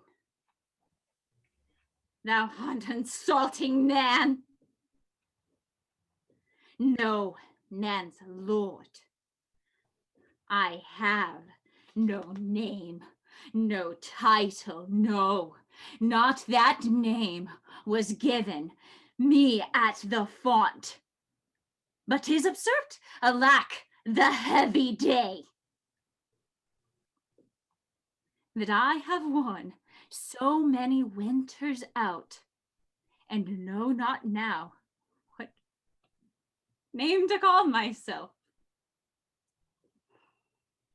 Oh, that I were a mockery king of snow, standing before the son of Bolingbroke to melt myself away in water drops. Good king, great king, and yet not greatly good. And if my word be sterling yet in England,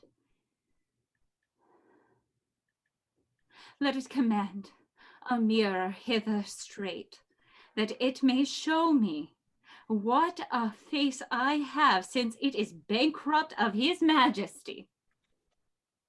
Go, some of you, and fetch a looking glass. Read over this paper while the glass doth come. Now feign thou tenester, I come to hell. Urge it no more, my lord Northumberland. The commons will not be satisfied. Well, they shall be satisfied. I'll read enough when I do see the very book indeed, where all my sins are writ, and thy myself. Give me the glass, and therein I'll read.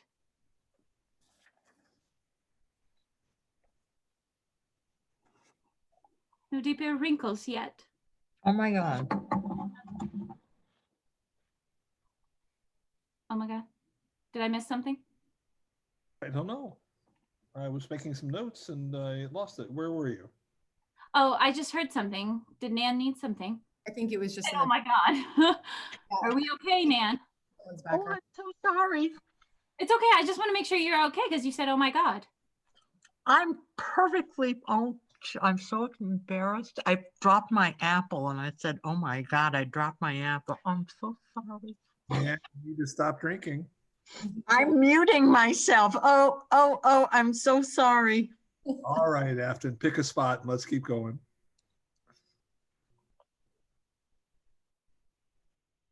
Give me the glass, where therein I will read.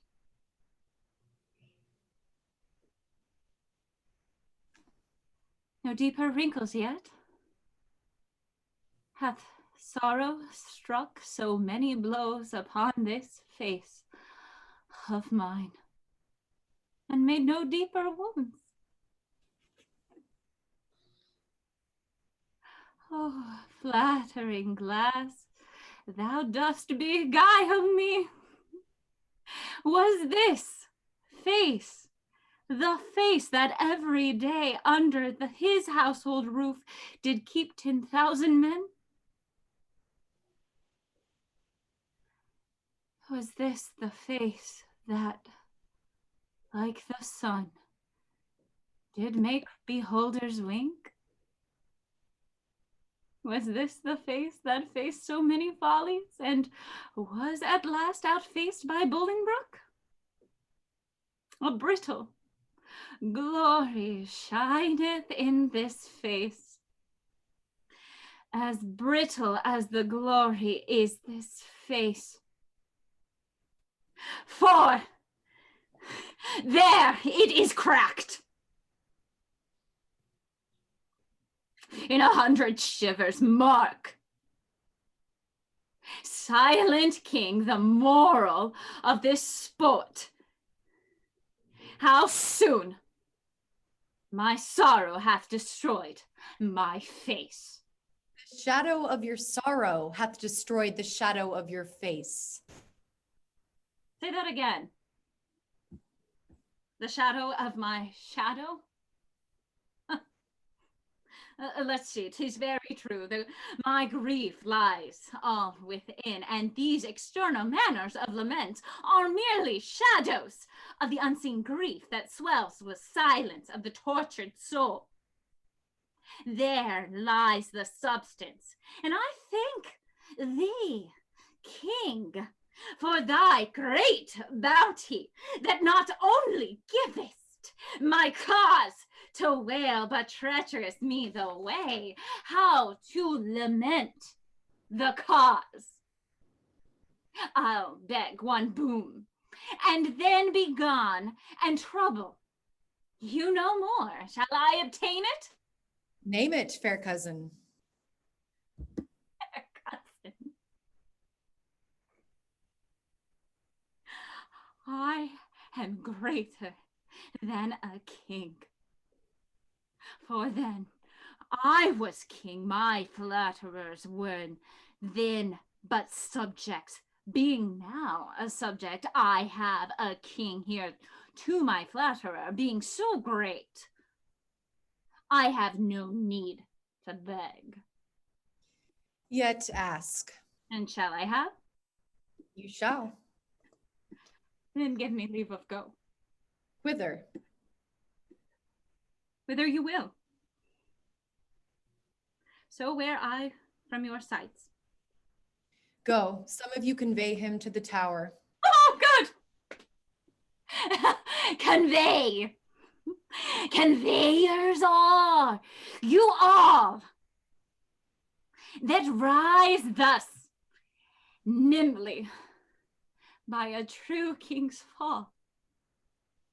On Wednesday next, we solemnly swear to set down our court. Oh, I'm sorry, that's you. I thought that was Doing such a good job. Please go ahead. On Wednesday next, we solemnly set down our coronation. Lords, prepare yourselves.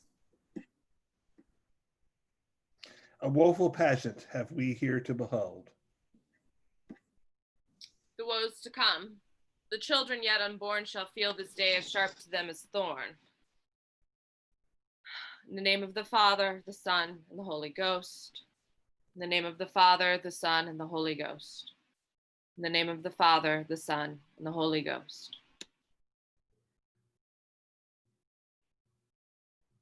You're muted, Michelle. You're muted, Michelle. You holy clergyman, is there no plot to rid the realm of this pernicious blot? I see your brows are full of discontent, your hearts full of sorrow, and your eyes full of tears. Come home with me to supper, and I'll lay a plot shall show us all a merry day.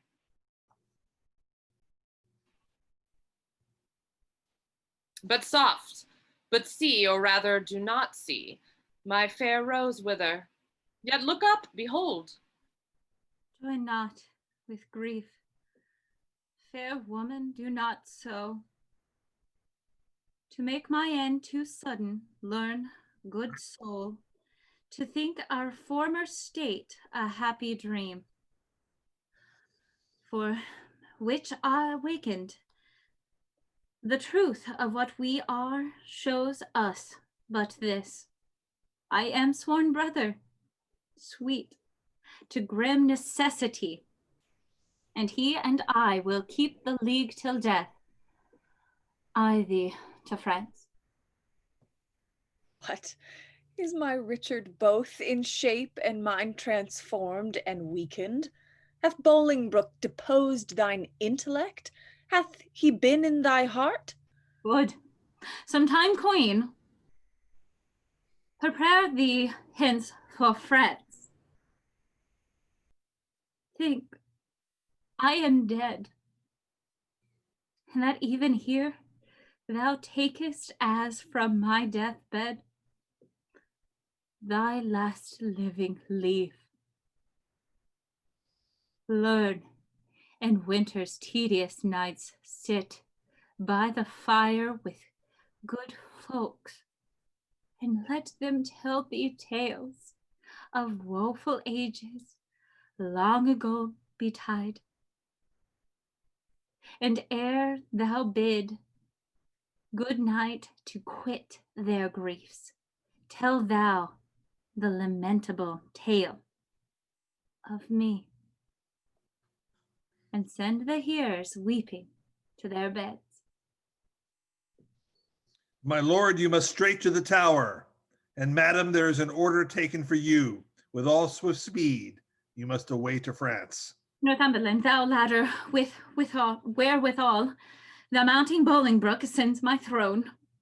The time shall not be many hours of age more than it is ere foul sin gathering head shalt break into corruption. Thou shalt think thou he devoted the realm of to give thee half. It is too little, helping him all. And he shall think that thou, which knowest the way to plant unrightful kings, wilt know again, being never so little urged another way to pluck him headlong an usurped throne. My guilt be on thy head, on my head, and therefore an end. Double divorced, bad men, you violate you twofold marriage, twixt my crown and me, and then betwixt me and my married wife. Let me unkiss the oath twixt thee and me. He kisses her. And yet not so, for with a kiss 'twas made. He kisses him with passion. Heart us, Northumberland. Banish us both, and send the king with me.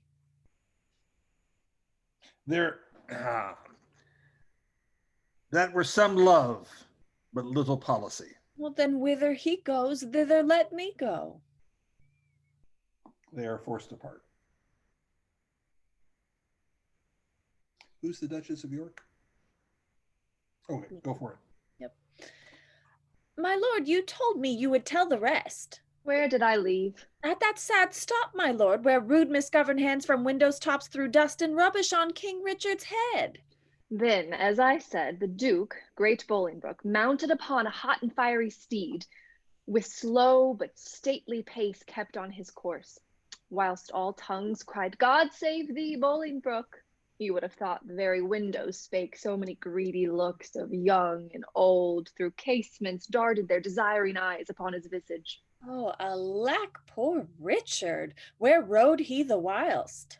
As in a theatre, the eyes of men after a well-graced actor leaves the stage are idly bent on him that enters next, thinking his prattle to be tedious. Even so, or with much more contempt, men's eyes did scowl on gentle Richard. No man cried, God save him. No joyful tongue gave him his welcome home. But dust was thrown upon his sacred head, which with such gentle sorrow he shook off, that had not God for some strong purpose steeled the hearts of men, they must perforce have melted. But heaven hath a hand in these events. To Bolingbroke are we sworn subjects now. Oh, my son Emerl. Oh, Merrill, that was, but that is lost for being Richard's friend. And madam, you must call him Rutland now. I am in Parliament, pledged for his truth and lasting fealty to the new made king. What news from Oxford? Hold those justs and triumphs? For aught I know, my lord, they do. You will be there, I know. If God prevent not, I purpose so. What seal is that? Yea, lookest thou pale? Let me see the writing. My lord, 'tis nothing. No matter then, who see it? I will be satisfied, let me see the writing. I do beseech your grace to pardon me. It is matter of small consequence, which for some reasons I would not have seen. Which for some reason, sir, I mean to see. I fear. What should you fear? Boy, let me see the writing. I do beseech you, pardon me. I may not show it. I will be satisfied. Let me see it, I say. Treason. Foul treason. What is the matter, my lord? I will saddle my horse. God for his mercy, what treachery is here. What is the matter? What is the matter? Peace, foolish woman. I will not peace. What is the matter, Emerl? Mother, Good mother. Sorry. It is no more than my poor life must answer. Thy life answer? I will unto the king. Poor boy, thou art amazed. Give me my boots, I say. My York, what wilt thou do? Wilt thou not hide the trespass of thine own? Have we more sons? Are we like to have? A dozen of them here have taken the sacrament and interchangeably set down their hands to kill the new crowned king at Oxford. He shall be none. We'll keep him here. Then what is that to him? Away, fond woman, were he 20 times my son, I would impeach him. Hadst thou groaned for him as I have done, thou wouldst be more pitiful. But now I know thy mind. Thou dost suspect that I've been disloyal to thy bed, and that he is a bastard, not thy son. But sweet York, sweet husband, be not of that mind. He is as like thee as any man may be. Oh, make way, unruly woman. Oh, after, Emerl, mount thee upon his horse, spur post, and get before him to the king, and beg thy pardon ere he do accuse thee. I'll not be long behind. Away, be gone. Where is the king? What means our cousin that he stares and looks so wildly? God save your grace. I do beseech your majesty to have some conference with your grace alone. Withdraw yourselves and leave us here alone. Then give me leave that I may turn the key, that no man enter till my tale be done. Have thy desire. My liege, beware, look to thyself. Thou hast a traitor in thy presence there. Villain, I'll make thee safe. Stay thy revengeful hand, thou hast no cause to fear. Open the door, I will break it open. What is the matter, uncle? Speak.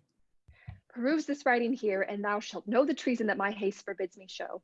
I do repent me. Read not my name there, my heart is not confederate with my hand. It was, villain, ere thy hand did set it down. I tore it from the traitor's bosom, king.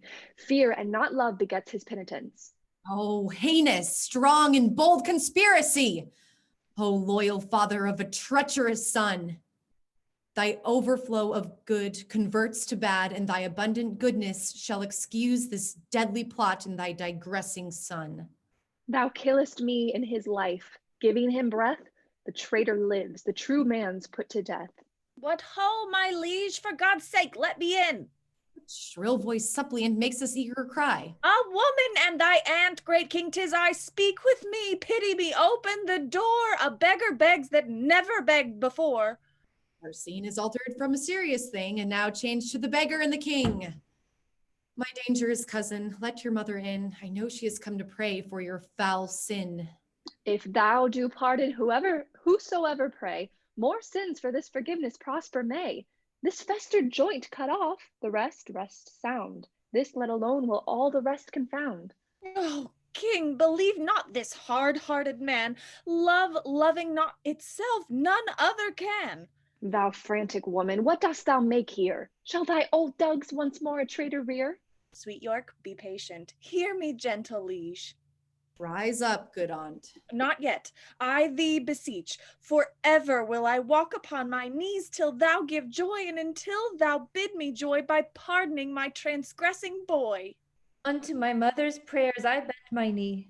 Against them both my true joints bended be. Ill mayest thou thrive if thou grant any grace. Please he in earnest? Look upon his face. His eyes do drop no tears. His prayers are in jest. His words come from his mouth, ours from our breast. Good aunt, stand up. Nay, do not say stand up. Say pardon first, and afterwards stand up. I never longed to hear a word till now. Say pardon, king. Let pity teach thee how.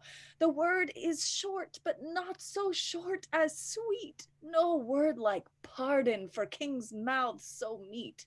Good aunt, stand up. I do not suit to stand.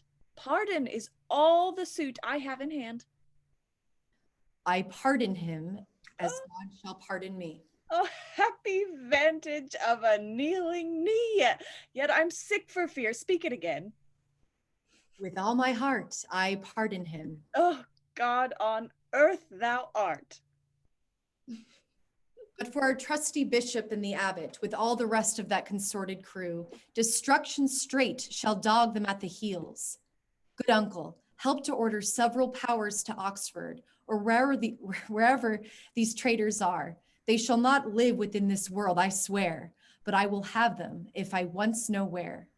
Uncle, farewell, and cousin too, adieu. Your mother well hath prayed and prove you true. Come, my old son, I pray God make thee new. Amber, will you read Exton, please? Yes. Didst thou not mark the king? What words he spake? Have I no friend will rid me of this living fear? Was it not so? Have I no friend, quoth he. He spake it twice, and urged it twice together, did he not? He did. And speaking it, he wistfully looked on thee, and who should say, I would thou wert the man that would divorce this terror from my heart, meaning the king in the tower. Come, let's go. We are the king's friend, and we will rid his foe.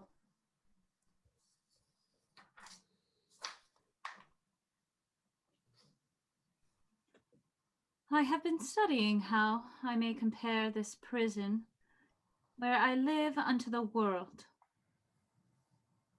And because the world is populous, and here is not a creature but myself, I cannot do it. Yet I'll hammer it out. My brain, I'll prove the female to my soul the father, and these two beget a generation of still breeding thoughts. And these same thoughts people this little world. It humors like the people of this world, thoughts tending to ambition. They do plot unlikely wonders how these vain, weak nails may tear a passage through the flinty ribs on this hard world. My ragged prison walls, and for they cannot die in their own pride. Thoughts pretending content flatter themselves that they are not the first of the fortune slaves, nor shall not be the last, like silly beggars who sitting on the stocks refuge their shame, that many have and others must sit there, and in this thought they find kind of a ease, bearing their own misfortunes on the back of such as have before endured the like. Thus play I in one person many people, and none contend.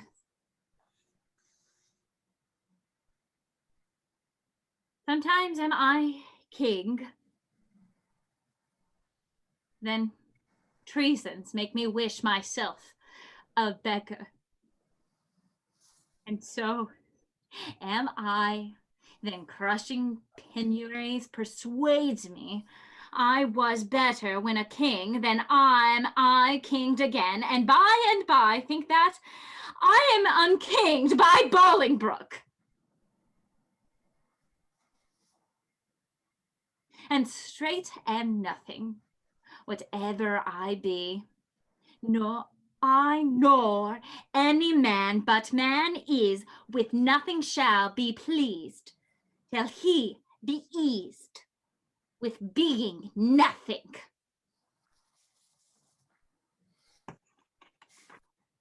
Music, do I hear?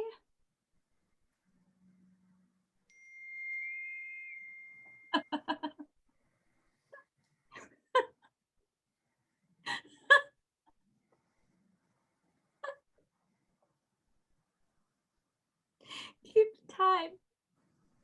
Keep time, how sweet music is. When time is broke, and no proportion kept, so is it in the music of men's lives. I wasted time, and now doth time waste me. This music, it nads me. Let it sound no more. For though it have help mad men to their wits, in me it seems it will make wise men mad. Yet blessing on his heart that gives it me, for 'tis a sign of love,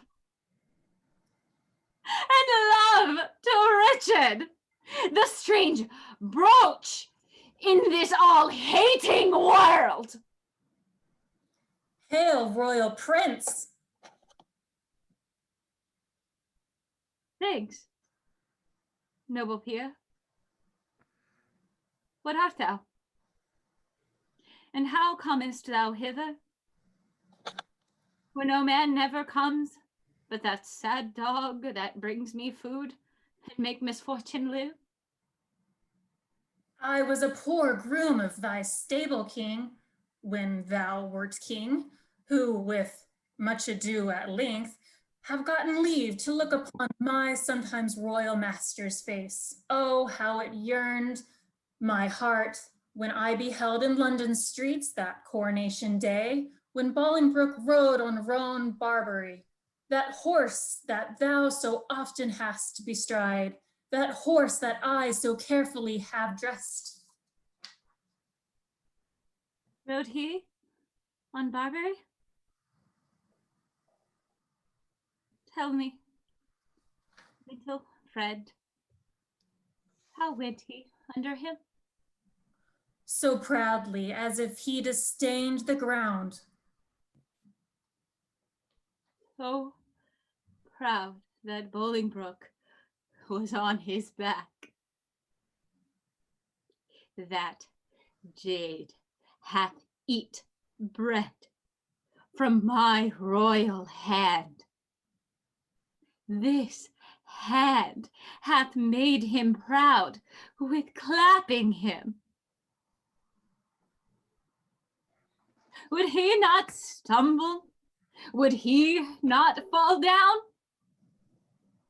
Since pride must have a fall and break the neck of the proud man that did usurp his back.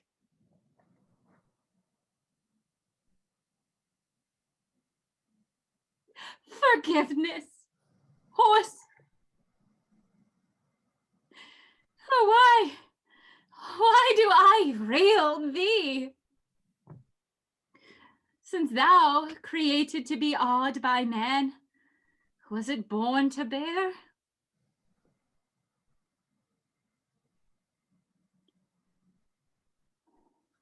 I was not made a horse.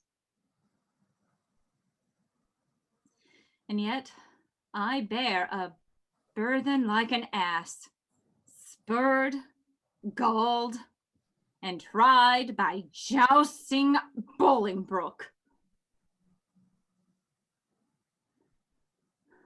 If thou love me, 'tis time thou wert away.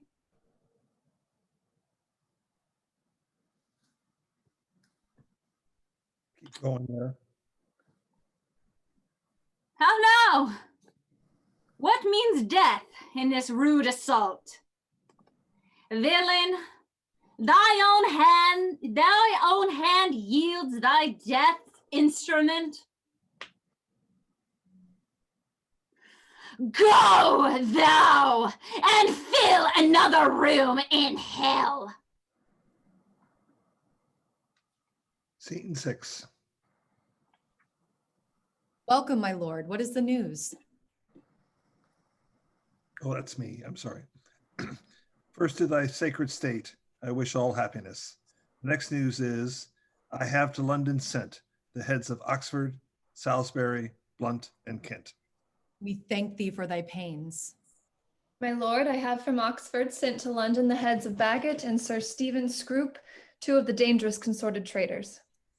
Thy pains, Fitzwater, shall not be forgot.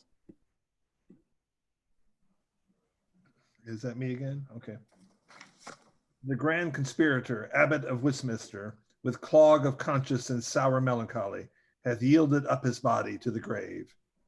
But here is Carlyle living. Carlyle, this is your doom. Choose out some secret place, some reverend room, more than thou hast, and with it joy thy life. So as thou livest in peace, die free from strife.